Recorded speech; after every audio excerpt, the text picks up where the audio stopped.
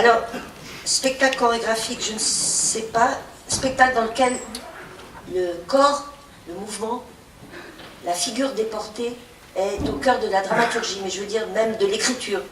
En fait, j'ai écrit 5 nouvelles réparties sur 13 séquences dans le spectacle, indépendantes, mais elles ont ceci de commun que les personnages de chacune de ces nouvelles ont, à un moment ou à un autre, transgressé quelque chose, un code, une loi, une règle, et ils ont pris la tangente.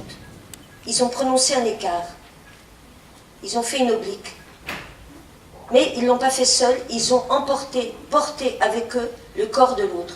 Et voilà que dans ces 5 histoires, ils sont dans des sortes d'épopées étranges où on sait le point de départ, c'est-à-dire on sait un petit peu d'où ils sont partis, mais pas beaucoup. Parce que ça ne m'a pas tellement intéressé de déployer ça, le pourquoi.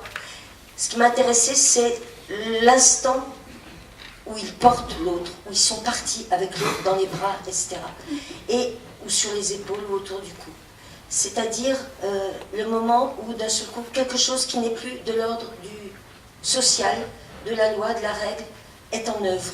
Qu'est-ce qui est en œuvre ?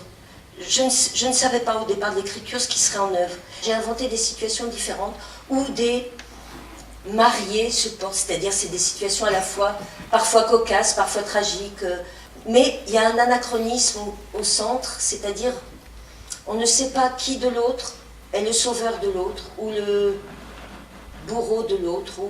Il y a quelque chose qui s'est passé, dont on sait très peu, mais là au moment où ils traversent le théâtre, il y a quelque chose que leur corps emboîté comme ça, leurs enlacements nous disent de neuf, qui est pas de l'ordre de la parole, mais de l'ordre de la sensualité des corps. Et même quand un soldat porte son ennemi, il y a quelque chose d'autre.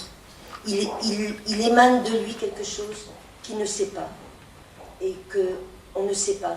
J'ai voulu mettre en mouvement notre complexité, c'est-à-dire l'endroit où la part sociale nous a quittés. C'est notre poésie et à la fois notre sauvagerie, c'est-à-dire aussi l'endroit où voilà, on est aux prises avec nos forces de vie et de mort.